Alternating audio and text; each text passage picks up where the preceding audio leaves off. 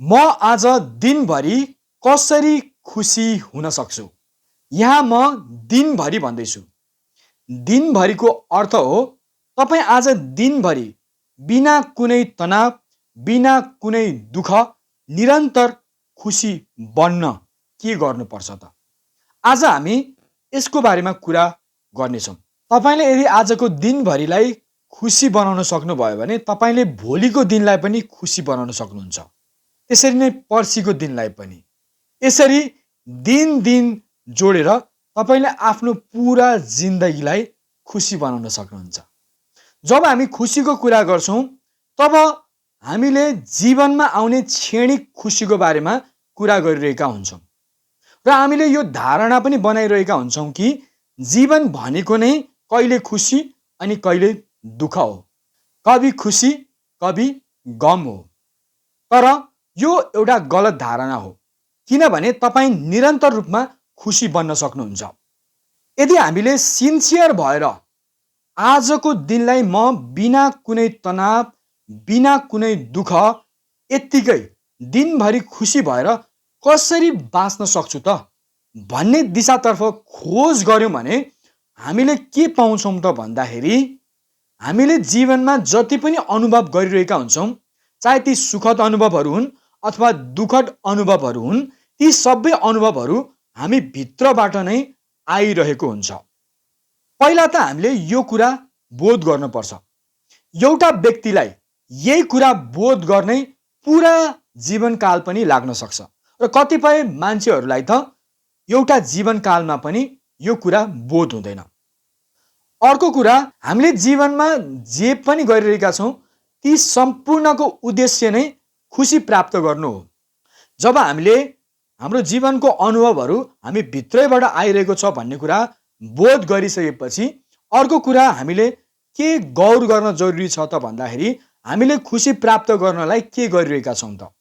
यदि मसँग धन छैन भने मैले धन आर्जन गरेर पो म खुसी बन्छु कि?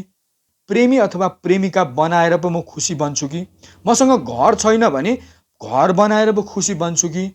अथवा मसँग पद प्रतिष्ठा सफलता छैन भने त्यो प्राप्त गरेर पो म खुसी बन्छु कि भनेर हामीले बाहिरी कुरालाई ठिक गरेर खुसी प्राप्त गर्न खोजिरहेका हुन्छौँ। जीवनमा समस्याहरू आइरहन्छन् र नयाँ नयाँ इच्छाहरू जन्मिरहन्छन्, तर तपाईँले जति आफ्नो समस्या समाधान गरे पनि, जति तपाईँले आफ्नो नयाँ नयाँ इच्छा पुरा गरे पनि तपाईँले जुन खुसी खोजिराख्नु भएको हुन्छ, जुन भनेको निरन्तर रूपमा खुसी बन्नु हो, त्यो तपाईँले प्राप्त गर्न सक्नुहुन्न। कुनै नयाँ इच्छा पुरा गरेर तपाईँ क्षणिक मात्रै खुसी बन्न सक्नुहुन्छ। कुनै एउटा समस्या समाधान गरेर तपाईँ एकछिनको लागि मात्रै समाधान प्राप्त गर्न सक्नुहुन्छ, तर निरन्तर रूपमा तपाईँ खुसी बन्न सक्नुहुन्न र तपाईँको समस्या पूर्ण रूपमा समाधान पनि हुँदैन त्यसो गरेर। त्यसो भए कसो गरेर चाहिँ हुन्छ त? यसलाई बुझौँ। हामीले यदि इच्छाको नेचर हेर्ने हो भने हामीले के पाउँछौँ त भने एउटा इच्छा पुरा भइसकेपछि अर्को इच्छा पुरा गर्न हामी चाहन्छौँ। यसरी गर्दा गर्दा तपाईँले सबै इच्छा पुरा गरे पनि तपाईँले खोजिरहेको तृप्ति तपाईँले प्राप्त गर्न सक्नुहुन्न। यसको अर्थ के हो भने तपाईँले बाहिरी कुरालाई ठिक गरेर तपाईँले पूर्ण समाधान प्राप्त गर्न सक्नुहुन्न। तपाईँ निरन्तर रूपमा खुसी बन्न सक्नुहुन्न। यदि तपाईँ निरन्तर खुसी बन्न चाहनुहुन्छ भने तपाईँले भित्री वातावरणलाई ठिक गर्नुपर्ने हुन्छ। अब यसलाई बुझ्नलाई म तपाईँलाई एउटा जोक भन्छु।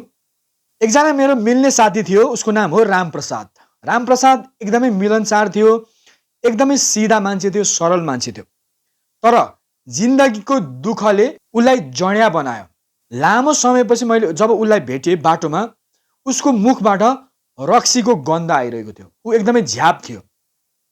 र आज म तपाईँलाई जुन जोक भन्दैछु त्यो यो वाला रामप्रसादको होइन कि त्यो रामप्रसादको बारेमा भन्दैछु जसले चाहिँ 6 महिना अगाडि रक्सी पिउन छोडिसकेको थियो। तर तपाईँहरूलाई थाहै छ, जो पहिला पियक्कड थिए उनीहरूलाई प्रभाव गर्नको लागि पियक्कड साथीहरूको सङ्गत गरे पुग्छ। त्यस्तै भयो रामप्रसादलाई। एक दिन रामप्रसाद पियक्कड साथीहरूसँग पिउनको लागि पबमा गयो। पबमा गइसकेपछि उनीहरूले 8 बजे लगभग बेलुकाको 8 बजे पिउन सुरु गरे। र तपाईलाई थाहै छ जो पियक्कड हुन्छन्, जो जड्या हुन्छन्, पिउन थालिसकेपछि उनीहरूलाई समय बितेको पत्तो नै हुँदैन। त्यस्तै भयो रामप्रसादलाई। 8 बजे पिउन सुरु गरेको 2 बजिसक्दाखेरि पनि उसलाई समयको पत्तो नै भएन। 2:30 बजेपछि उसलाई झसँग याद आउँछ कि श्रीमती घरमा पो कुरिरहेको छ भनेर। अब झसँग भएर के गर्नु, याद आएर के गर्नु, त्यति बेलासम्म एकदमै ढिलो भइसकेको थियो। उसको हालत यस्तो भइसकेको थियो कि ऊ राम्रोसँग उभिन पनि सक्दैन थियो। ऊ उभिँदाखेरि पुरा पृथ्वी हल्लिरहेको जस्तो उसलाई महसुस हुन्थ्यो। त्यस्तो अवस्थामा बल्ल तल्ल ढलमलाउँदै ऊ आफ्नो घरतर्फ जान्छ त्यहाँबाट। र बाटोमा चिप्लेर झारीमा ऊ लड्छ। झारीमा लडिसकेपछि उसको मुखमा चाहिँ घाउ नै घाउ हुन्छ। घाउ नै घाउ भएर उसको मुखैभरि रगतै रगत हुन्छ। त्यस्तो अवस्थामा ऊ घर जाँदैछ। बल्ल तल्ल ऊ घरको ढोकासम्म पुग्छ र धेरै सङ्घर्ष गरेर उसले त्यो ढोका पनि खोल्न सफल हुन्छ। त्यहाँबाट सिधै ऊ बेडरुममा जान्छ। बेडरुममा गइसकेपछि के उसले भेट्छ त भने ढुङ्गा खोज्दा देउता मिले जस्तै श्रीमती मस्त सुतिरहेको हुन्छ। गाली पनि खानु परेन। अब मुखमा घाउ लागेको थियो। ऊ चाहिँ एकदमै नसाले होसमै थिएन। भए पनि ऊ बाथरुममा जान्छ। बाथरुममा गएर फर्स्ट एड बक्स निकाल्छ र उसले मलमपट्टी गर्छ।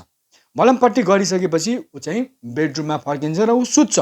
भोलिपल्ट शनिबारको दिन थियो, छुट्टीको दिन। छुट्टीको दिन भए पनि रामप्रसादको श्रीमती बिहान रिसाउँदै बाल्टिनमा पानी लिएर रामप्रसादलाई खन्याउँछ र खनाइसकेपछि झसङ्ग हुन्छ रामप्रसाद। भर्खर 7 बजेको थियो। छुट्टीको दिन त ढिलोसम्म सुत्न पाउनु पर्ने हो। तर पानी छ्यापेको देखेर चाहिँ के हो तेरो यस्तो पारा भनेर बुढीसँग झर्किन्छ ऊ। श्रीमती चाहिँले रामप्रसादलाई भन्छ, तैँले हिजो पनि पिएर आइस होइन त, तँलाई जाँठो भनेर ऊ रिसाउँछ। अनि रामप्रसादले, कहाँ डार्लिङ, मैले 6 महिना अगाडि छोडेको होइन, त्यो त तिमीलाई थाहा नै छ त, कहाँ मैले खान्छु त भनेर उसले बहाना बनाउँछ। र बुढी श्रीमती चाहिँ एकदमै रिसाएर उसको कठालो समातेर लैन म तँलाई देखाउँछु भनेर चाहिँ बाथरुममा घोक्राएर उसलाई श्रीमती चाहिँले लग्छ।